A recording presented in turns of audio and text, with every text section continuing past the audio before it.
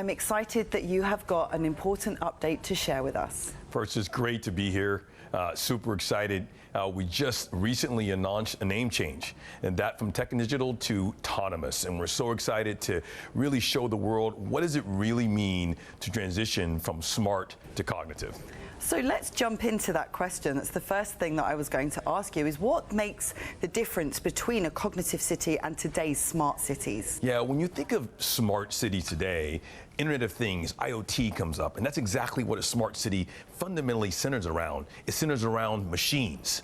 But when you think about the flow of life, it's around humans, not machines. Cognitive focuses on people and human centricity. Oftentimes in a smart city, they sacrifice human centricity for efficiency. In the cognitive city, it's all about that human experience. Secondly, when you think about a city built around machines, it's oftentimes about one-time transactions. In a cognitive city, it's about establishing relationships. It's about creating a 360-degree learning loop with how you interact with that city and learn from it, and the city learns from you. And finally, when you take those two together, ultimately it boils down to a smart city is very, very reactive. The damage is done, now what do I do? Well, a cognitive city is proactive and predictive. What technologies that underpin a cognitive city will transform the lives for the better for the residents that live there? Yeah, when you think about transforming, people's lives, the technologies fundamentally underpin that are AI, robotics, and trust technologies. They really change your experience, and they do that in three ways.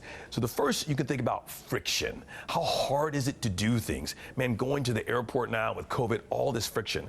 Well, imagine a world in which you see your luggage when you pack it, and the next time you see it is when you walk into that hotel and it's there. So eliminating that kind of friction.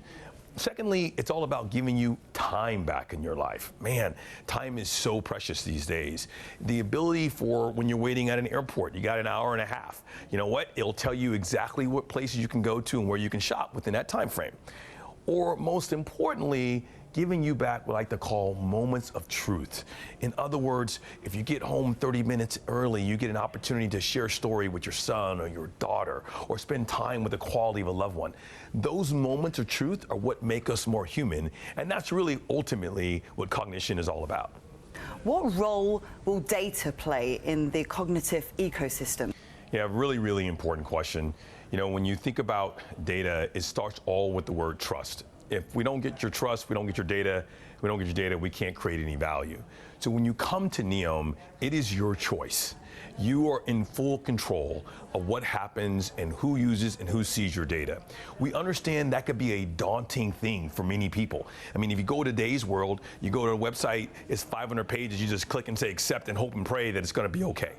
What we have done is create a consent management platform that provides you with a common architecture, an easy way for you to put all your preferences in. And maybe you're not an expert in medical, so you might say, hey, guess what? I want to allow my doctor to set my preferences because I trust them. So you can not only do it yourself, or you can assign proxies. But the point is, you are in control. Now, when you come to Neom, we want you to experience all the great predictability. We want you to enjoy yourself. We want to save you time, make things easier for you, allow you to spend more time with who you want to and what you really want to do. But in order to do that, we have to have your information. And so if you allow us to, you will experience something that you've never experienced before. You will experience what it truly means to be free, what it truly means to maximize your time and enjoy your loved ones and enjoy nature. But if you decide not to, then quite frankly, maybe you're not ready for Neom. Because if we don't have your information, we can't deliver that experience. But we understand that you are in control, you're at the center of it. But man, if you take that first step, you'll never forget it. How is your team and yourself transforming this elaborate vision into actual reality? Yeah, it's a great, great question.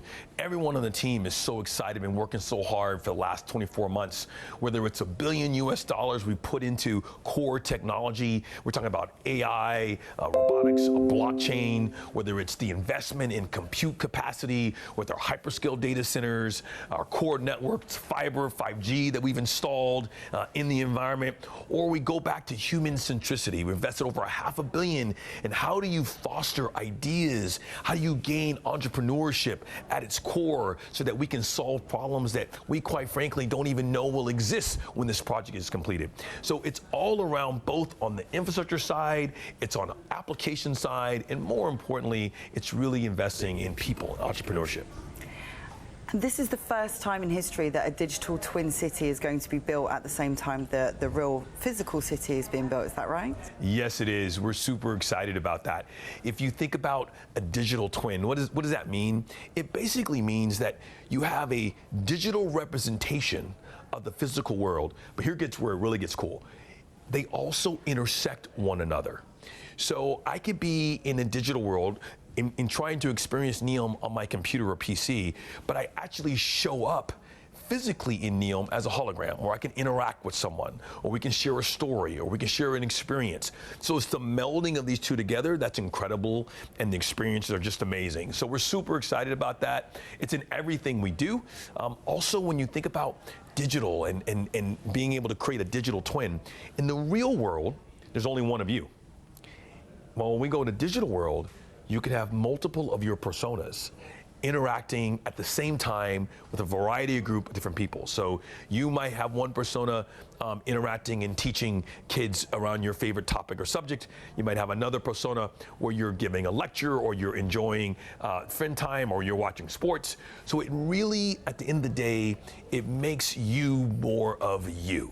It's all about how do we bring humanity into a city and really put humans at the center of the conversation. Thank you, Joseph Bradley, for joining me today on the sponsor spotlight of Lifting the Lid on Cognitive Cities.